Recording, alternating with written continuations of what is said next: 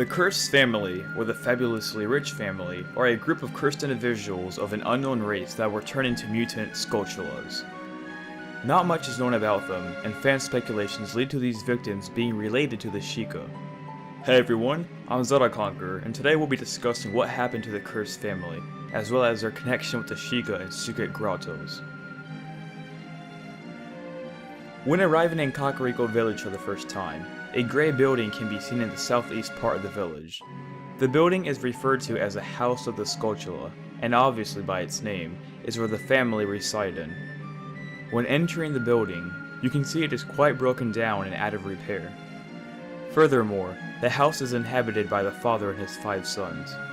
When talking to the father, he states that he and his family have taken the shape of the skulltullas, due to a curse called the Spider's Curse. The father then goes on to explain that the only way the curse can be lifted is if all the goat skulltullas in Hyrule are defeated and collected. The father persuades Link to do this as he promises him great riches if he and his sons are restored to their former self. Now, let's talk about the golden skulltullas. The golden skulltullas can be found all over Hyrule in the most mysterious places. Some can only be collected with necessary items, while others are found in soil patches. Once defeated, they leave behind a golden skull token for Link to collect. A total of exactly 100 gold skulltullas are required in order to break the curse on the entire family. Furthermore, throughout your journey in Hyrule finding these golden skulltullas, one person in the family will have the curse broken on them depending on how many is defeated. For each victim you free, they are turned back into a human, and a reward is given. 10 golden tokens gives you an adult's wallet. 20 golden tokens gives you the Stone of Agony, or Shard of Agony if you're playing the 3D version of Ocarina of Time. 30 golden tokens for a giant's wallet. 40 golden tokens for a bomb shoe, that's stupid. 50 golden tokens for a piece of heart. And finally, for collecting 100 golden tokens of pure sweat and cheating, you are awarded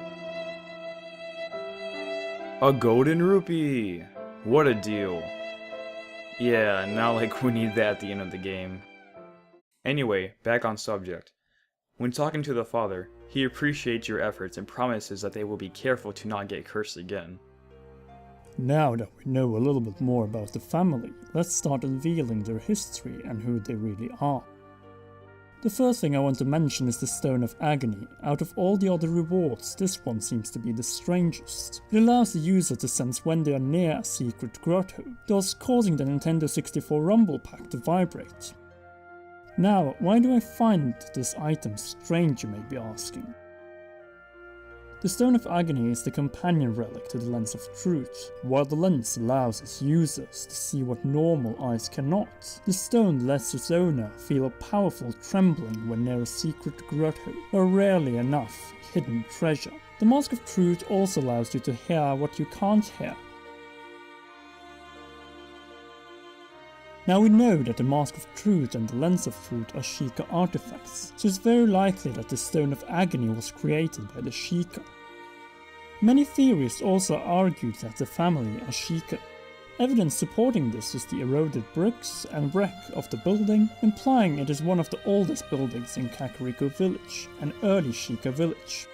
If we talk to Shikashi, he states that folks told of a fabulously rich family that once lived in one of the houses in the village. This also supports that the family was living in Kakariko Village at the time, most likely before or during the Hyrulean Civil War, which many believe is when the Sheikah started to become extinct. However, there are a few valid points that may debunk this theory.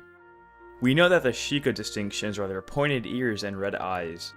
When we take a look at the family, their eyes are always closed, making it impossible to see the iris color.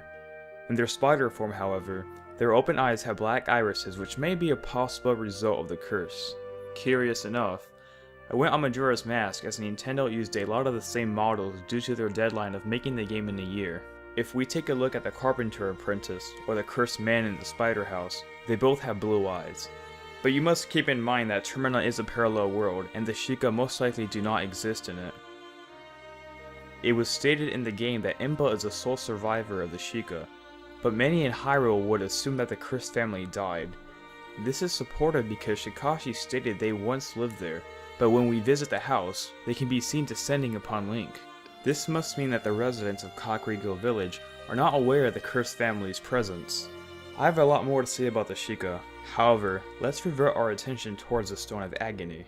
As I stated earlier, the Stone of Agony is the strangest award Link receives. It was most likely made by the Sheikah, and its original use is unknown. A while ago, I made a theory on victims of the Hyrulean Civil War using secret grottos as a refuge. The theory that I'm going to explain right now is a bit far-fetched, but allow me to explain. We know that the family used to be one of the most richest in Hyrule. This got me thinking, how were they rich and famous? We know that secret grottos contain rupees, and that the Stone of Agony is used to find them. As I stated earlier, the Stone of Agony is capable of finding secret chests and dungeons. This could mean that the family themselves used the Stone of Agony to obtain riches and fame for themselves. Thus, their greediness turned them into the spiders by the spider's curse, which may be a Sheikah curse.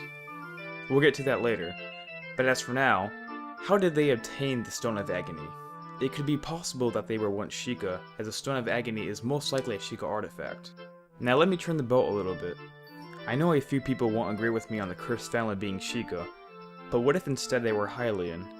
While explaining my theory to my good old friend M Productions, he came up with his own theory. Allow me to explain.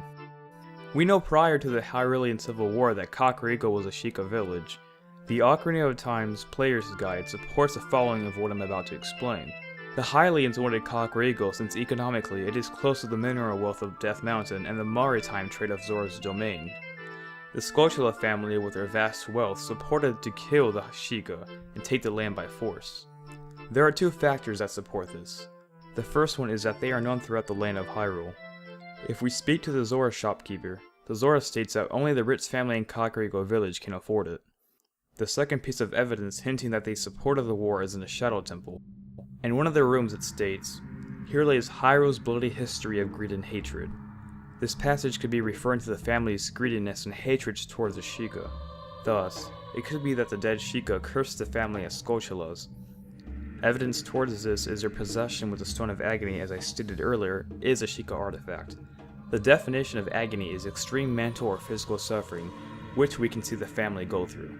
However, one could argue why there are Hylians in the Sheikah village. It would make sense for the family to be Sheikah, as the village was home to only those pertaining to the Sheikah tribe. It wasn't until that Impa was born and eventually opened up the village to commoners. And as we already know, the cursed family wasn't poor. I believe Impa opened the village to the public after Hyrulean Civil War, as Ocarina of Time implies it. Either way, it is still a possible theory that explains their transformation.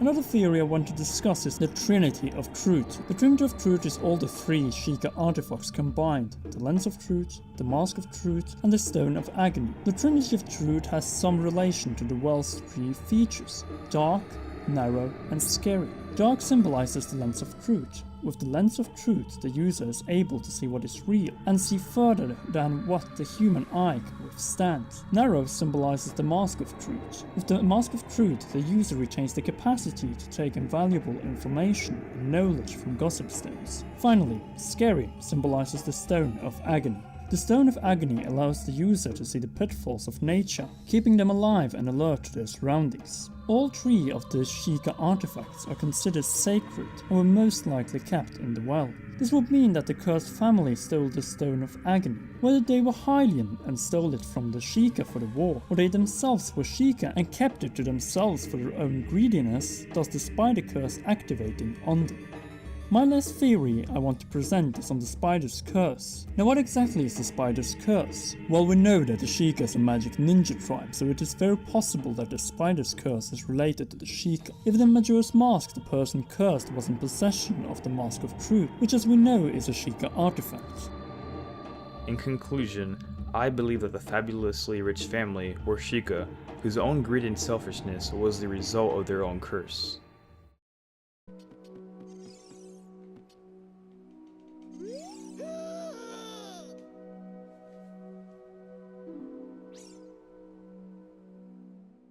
Hey guys, I hope you enjoyed the newest Zelda theory. So this was probably my hardest theory yet, because it was really hard to come up with a solution, whether they were Hylian or Sheikah, and there's just so much controversy in this theory. For example, there's a Triforce in the Stone of Agony, so it may be Hylian, but at the same time its uses are really similar to the other Sheikah artifacts, and it's found in Kakariko Village, you know, so it's really confusing. But yeah guys, I hope you enjoyed that theory. Next theory will be coming out next Sunday hopefully, or next Saturday. So yeah guys, it's about Zora's domain being frozen. So yeah, and don't forget to follow me on Instagram and Twitter. I recently made an Instagram, so if you guys want to follow me on there, that'd be awesome. So thanks for watching guys, take care, and let me know what you think, and bye.